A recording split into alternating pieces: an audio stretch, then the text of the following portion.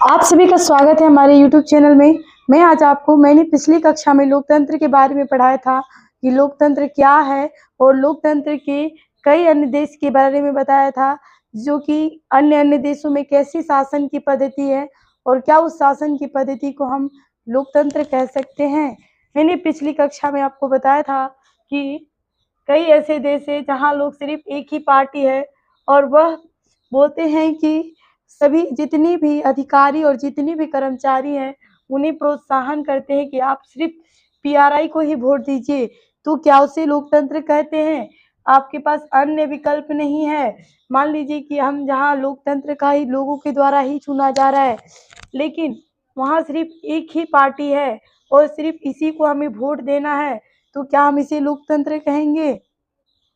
और कई अन्य देश जहाँ की सेना के जो प्रमुख अधिकारी हैं वही शासन है, तो क्या इसे हम लोकतंत्र कहेंगे? या तो कई देशों में मैंने बताया था अफ्रीका महादेश में, जो कि एक बार तो उसको काफ़ी संघर्ष करके देश को आज़ाद तो करवा देते हैं, लेकिन आज़ाद करने के बाद वह लोगों से काफ़ी उनके प्रति उन लोगों की जो मन में काफ़ी श्रद्धा कि वो बहुत अच्छे व्यक्ति है और तब उनसे आजीवन के लिए जनमत संग्रह करा लिया जाता है।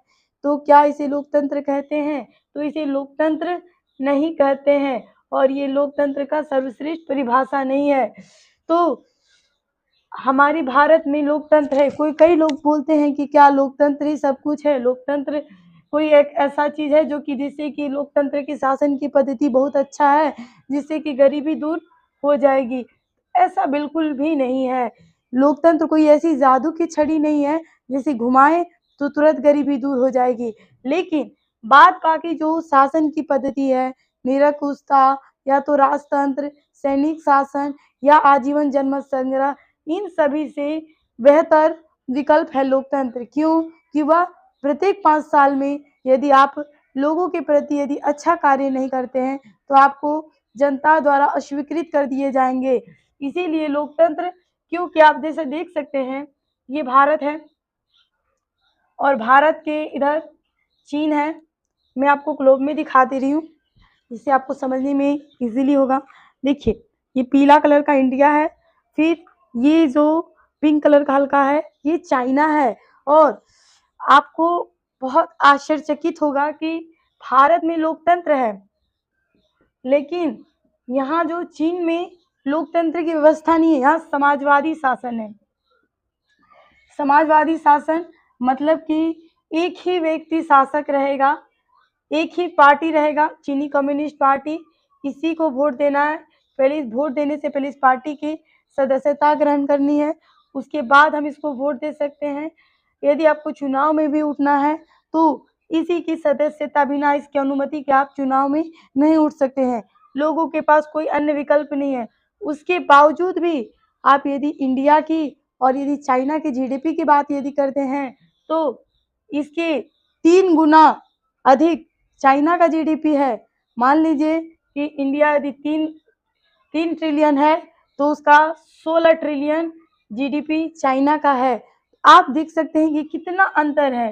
ये यहाँ लोकतंत्र व्यवस्था है, तो लोकतंत्र कोई ऐसी जादू की छड़ी रहती तो ऑफ कोर्स यहाँ गरीबी दूर हो जाती, सभी लोग अमीर होते, सभी लोग पैसा वाले होते। लेकिन उसके बावजूद भी यहाँ समाजवादी शासन होने के बावजूद भी यहाँ जो टेक्नोलॉजी के मामले में भारत से कई गुना अधिक है।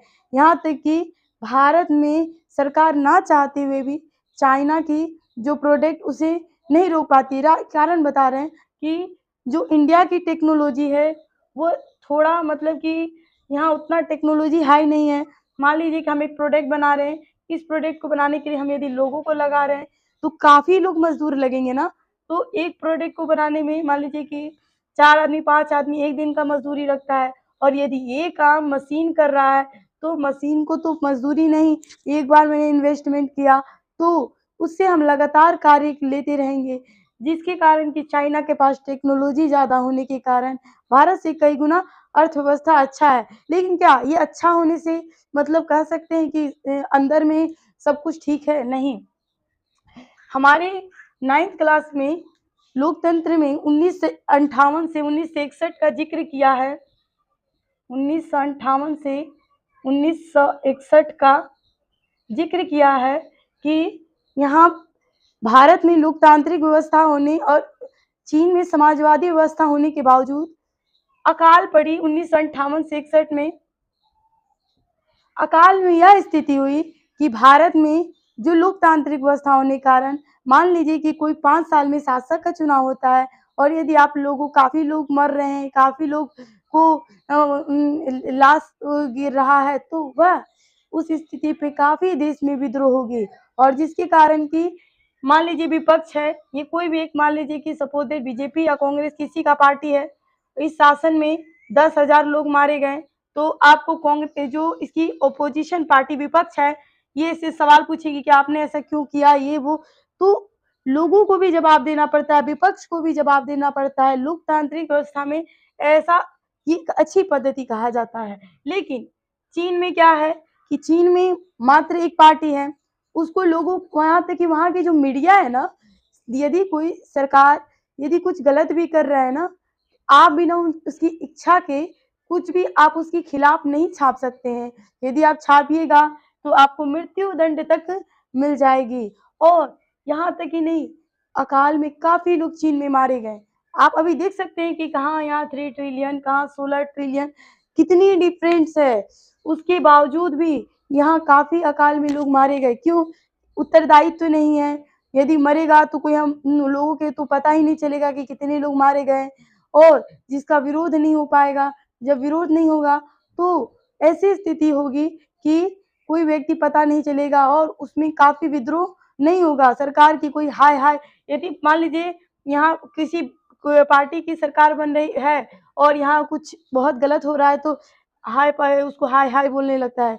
लेकिन आप चीन में यदि आप बोल दीजिएगा सरकार को गलत तो इन आपको फांसी तक की सजा दे दी जाती है। क्यों? कि जो व्यक्ति पिता यानी कि सरकार पिता है और जो पिता की ही बात नहीं माने, जो उस पिता को मुर्दाबाद जिंदाबाद करे, उसे मृत्यु दंड दे दी जाती है। तो आप ही सोचिए कि ये लोकतंत्र एक कितनी अच्छी पद्धति है जिससे कि हम अपने जो भी मेरे मन में बात होता है, यदि हमें क्रोध भी है तो हम सरकार के प्रति निकाल सकते हैं, बोल सकते हैं कि सरकार ये गलत कर रही है।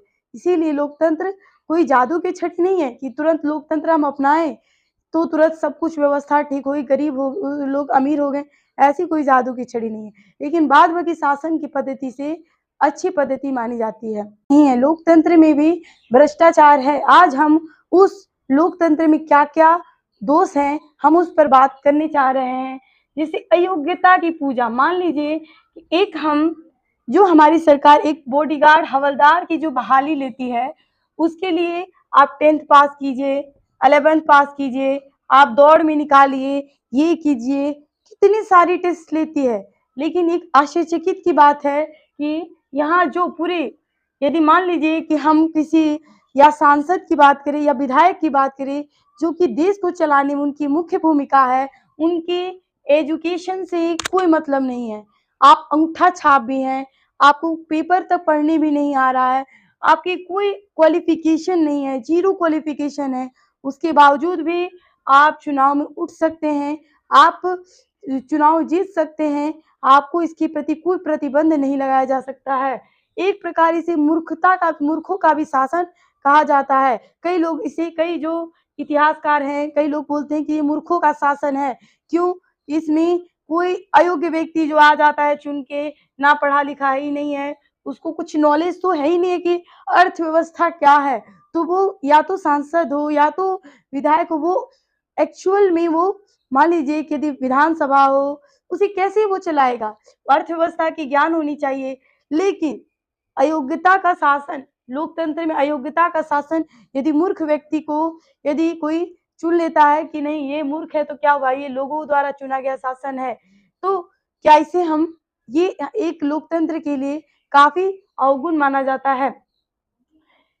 समय तथा धन का अपव्यय, मान लीजिए कि लोकतंत्र में जो प्रत्येक 5 साल में चुनाव होता है, कि प्रत्येक साल में 5 साल में चुनाव होगा, तो जो भी चुनाव के दौरान मान लीजिए आचार संहिता लगेगा, जो भी उसकी एक वोटिंग मशीन हो या जो भी उसपे काम करेगा अधिकारी लोग, उसमें काफ़ी खर्च लगता है और इस खर्च का वहन किसके द्वारा किया जाता है? लोगों के द्वारा। तो ये एक तरह से माना जाता है कि 5 साल में बार-बार चुनाव करना समय तथा धन, समय भी बर्बाद होता है, लोगों को वोट देने जाना या तो प्रचार करना ये वो। तो मान लीजिए ऐसा भी कई लोग ऐसा सोचते हैं कि एक ही बार वोट करा लें, लेकिन समय तथा धन का अपव्यय ये भी लोकतंत्र का एक अवगुण है।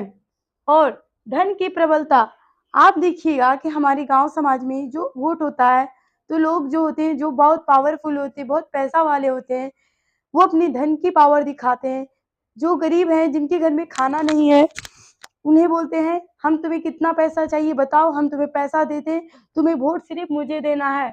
और उसे बोले कि नहीं, तुम 1,50,000, 10,000, 20,000 लेकर सिर्फ मुझे वोट दो। लोगों को खरीद लेते हैं। ये एक तरह से लोकतंत्र के लिए अवगुण है। और कोरा और आदर्शवाद, यहाँ तक कि कोरा आदर्शवाद मतलब कि समाज में बोला जाता है कि लोकतंत्र में समानता, स्वतंत्रता। एक बात बताइए कि समानता कैसे है? कई ऐसे लोग हैं जिसके घर में खाना तक नहीं, काफ़ी विपत स्थिति है, जो बहुत गरीब है। लेकिन कई लोग ऐसे हैं जो कि पता चलता है कि उनके पास इतना घर है, इतना बड़ा घर है कि रहने वाला मात्र इतना बड़ा घर में 1 व्यक्ति। और मान लीजिए कि एक गरीब है, इतना छोटा घर, उसमें 50 व्यक्ति रहता है और इसमें 1 व्यक्ति रहता है। आप ही बताइए कि कितनी ये आदर्शवाद, समानता, स्वतंत्रता, समानता किस हिसाब से समानता हुआ? आप ही देखिएगा, देश में जो 10 लोग हैं, 10-20 लोग, जो जो 50% संपत्ति है, उन्हीं लोग के पास है। 90% संपत्ति जो उन्हीं के पास है और जो बाद बाकी संपत्ति 50% संपत्ति उनके पास और 50% से पूरा देश चलता है। आप ही बताइए कि ये समानता है? इसे हम समानता कह सकते हैं? और अस्थिरता, बार-बार मान लीजिए कि अभी ये पार्टी को हमने वोट दिया, ये जीत गया, फिर ये अपना कुछ अलग नियम कानून लागू किया, ये नहीं, ये होना चाहिए, ये नहीं, ये होना चाहिए, फिर पता चला 5 साल बाद ये स्थिर ही रह ही नहीं पाई ये कानून की जो पद्धति, ये अब बोला ये पार्टी, नहीं ये तो सब गलत बोला, ये सब गलत है, ये सही है, ये अपना। तो काफ़ी अस्थिरता लोकतंत्र में पाया जाता है। फैसला, और लोकतंत्र में फैसला लेने में काफ़ी समय लगता है। क्यों? कि मान लीजिए पहले कोई भी मान लीजिए विधेयक लाएगा, विधेयक आने के बाद संसद में बहस होगा, उसपे चर्चा होगी, चर्चा होने के बाद फिर लोकसभा से पूरे लोगों के द्वारा बहुमत या विशेष बहुमत से 50% या 66% से विशेष बहुमत से पास होने के बाद फिर राज्यसभा में जाएगा, फिर राज्यसभा उसको पारित करके फिर वो राष्ट्रपति के पास जाएगा। तो आप ही बताइए कि यदि मान लीजिए कोई अर्जेंट फैसला लेना है, लेकिन इसको कितना लॉन्ग प्रोसेस हुआ, काफ़ी लॉन्ग प्रोसेस होने के कारण कोई भी फैसला लेने में काफ़ी समस्या का सामना हो जाता है। लोकतंत्र की शासन की पद्धति बाद बाकी शासन की पद्धति से काफ़ी बेहतर माना जाता है।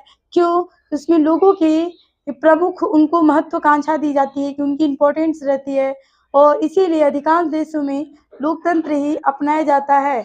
और आज मैं आपको 9th क्लास की लोकतंत्र क्लास कंप्लीट कर दी। अब मैं आपको नेक्स्ट क्लास मैं 9th क्लास की संविधान निर्माण पढ़ाऊँगी। यदि आप ऐसे वीडियो देखना चाहते हैं तो हमारी वीडियो को लाइक करें, सब्सक्राइब करें। धन्यवाद।